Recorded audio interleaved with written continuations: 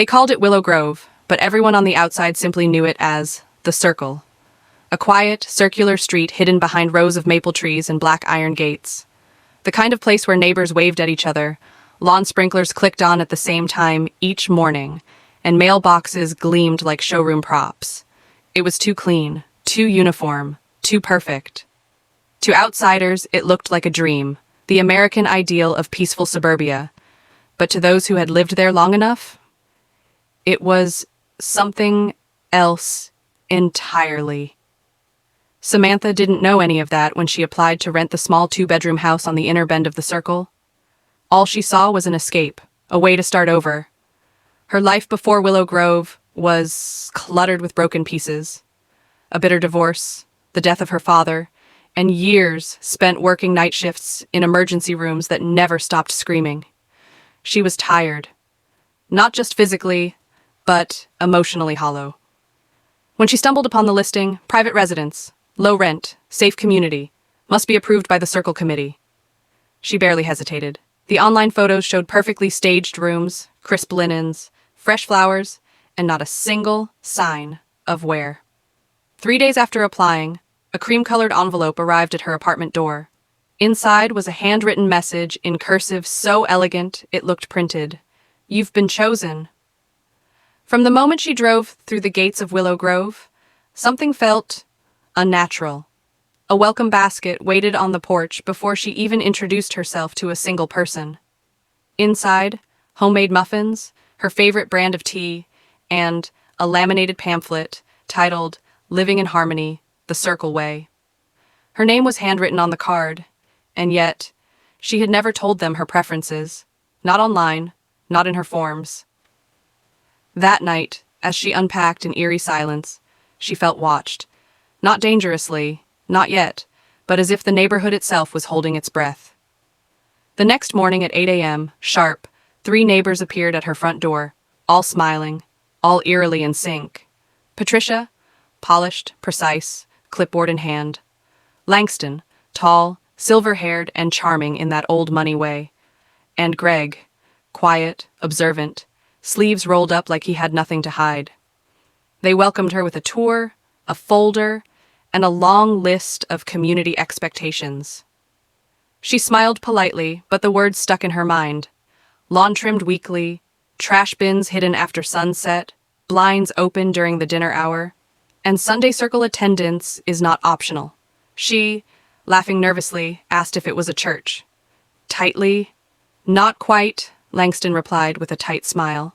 Thoughtful, think of it as something deeper. That first Sunday, she dressed in beige, as instructed, and followed the glowing lanterns to the center of the cul-de-sac, where rows of chairs formed a perfect circle around a single flickering fire pit. Neighbors passed around a smooth wooden bowl, placing inside it keys, watches, jewelry, even folded up slips of paper. "Offerings," Patricia explained, "a sign of your trust." When the bowl reached Samantha, she hesitated. She hadn't brought anything. "That's okay," Greg whispered behind her. "You're still new. You'll understand soon enough." She smiled, but deep inside, something tightened. Something told her she shouldn't have come here. It started small, passive. A note on her windshield when she forgot to pull her car into the driveway. A knock at her door when she missed a weekday yoga session she never signed up for. Her trash can mysteriously repositioned when she left it too close to the sidewalk. Neighbors smiled through every confrontation. Always smiling. Always calm. "We're just helping you adjust," Patricia would say sweetly, placing a gentle hand on Samantha's shoulder. But Samantha began to feel like she was being trained, molded, into something she hadn't agreed to. And then came the whispers. At night, when the wind was still, she'd hear voices floating through the vents, not clear enough to understand, but unmistakably real. Once, she woke to find a single red rose laid gently on her doormat, its stem snapped in half. Another morning, her entire mailbox was gone, replaced with a polished stone engraved with the word "belong." When she skipped Sunday Circle for the first time, the streetlights on her side of the circle didn't turn on. The darkness pressed against her windows like a warning, And then came the photo, slid under her door in a plain envelope, a grainy, black and white picture of herself, asleep in bed. The window behind her slightly ajar. The photo was taken from inside her house. That was the night she tried to leave. She packed a duffel, climbed out the back window, and sprinted toward the nearest road. But standing beneath the maple trees at the edge of the property were 3 neighbors, silent, motionless, candles in their hands, smiling. She turned back, locked every door, called the police. They came, took notes. But when she handed over the photo, the officer just frowned and asked if she'd been under any emotional stress lately. "You're not the first to feel overwhelmed here," he said. "Maybe you just need rest." That night her power went out at exactly 7 p.m., and from her living room window she saw them again. Every resident of Willow Grove standing in a circle outside her home, holding candles, staring. She didn't open the door. She didn't sleep. The next morning, her house was spotless. The broken photo frame on her dresser was gone, her duffel bag too, and on her kitchen counter, a tray of muffins, still warm, beside a note that simply read, "Welcome, sister." She stopped resisting after that, attended circle, smiled, learned names, memorized the rituals, played the part. But behind her eyes, Samantha was planning, watching, waiting. And one Sunday evening, as the offering bowl made its quiet rounds, she placed something inside. Not jewelry, not keys, a flash drive. And later that week, when she found another envelope beneath her door, this one with different handwriting, it carried just one sentence. "You're not alone." That night, for the first time, she slept without fear, because she understood something the circle had forgotten. The most dangerous person in a cult is the one who pretends to believe. For a while, Samantha played the part so well that even she started to believe it. She wore the beige. She greeted neighbors by name. She left her curtains open exactly between 6 and 9 p.m. every evening and placed her carefully prepared offerings in the bowl, each Sunday, without fail. And just like that, the circle loosened its grip. The knocks stopped. The whispers faded. Patricia stopped showing up uninvited.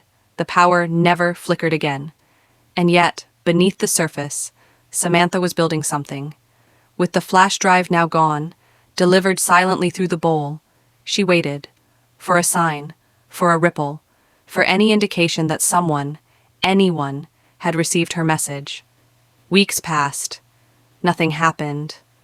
Until one Wednesday morning, just after sunrise, she opened her front door to find Langston waiting on her porch, dressed immaculately, smiling like always, but with something unfamiliar in his eyes. Not warmth, not calm, but disappointment. "We trusted you," he said. No clipboard, no committee.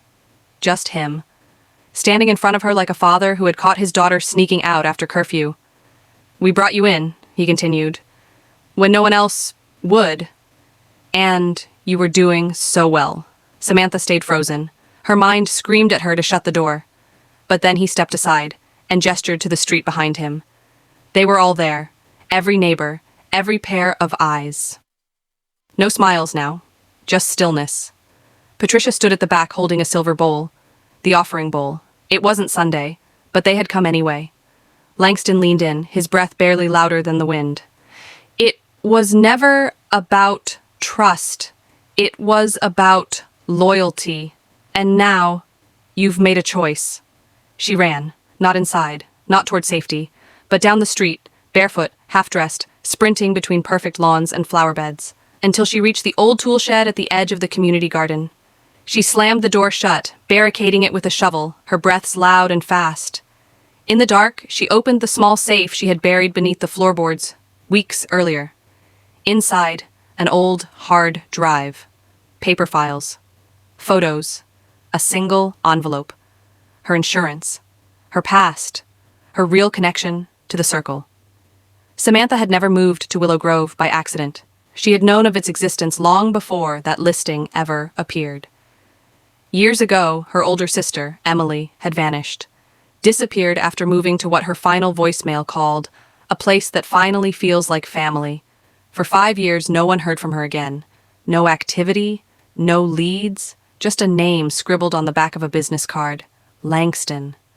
Samantha had spent years searching, years trying to infiltrate the system. The job at the hospital wasn't just work. It was surveillance. The inheritance fight wasn't over money. It was over access to Emily's storage unit, where Samantha had first found photos of Willow Grove and letters with chilling instructions. Always leave your curtains open. Her plan had always been to get inside, to get close, to be chosen. And now she had what she needed. She left the shed just before dawn. The circle was empty, not a soul in sight, the home still, the windows dark, like the entire neighborhood had gone to sleep at once. On her doorstep sat a box. Inside, the flash drive she had given them, shattered. And a note, "You're not the first, but you will be the last." That same night, she broke into Langston's house. It was unlocked, as if he had been expecting her. Inside, she found no furniture, no pictures, no food. Just walls covered in documents, files of every person who had ever lived in the circle. Dossiers, medical records, psychological profiles, Heron Emily's, dozens of others. And in the center of the floor, a camera, recording. Langston's voice echoed from the speakers. "We don't erase people.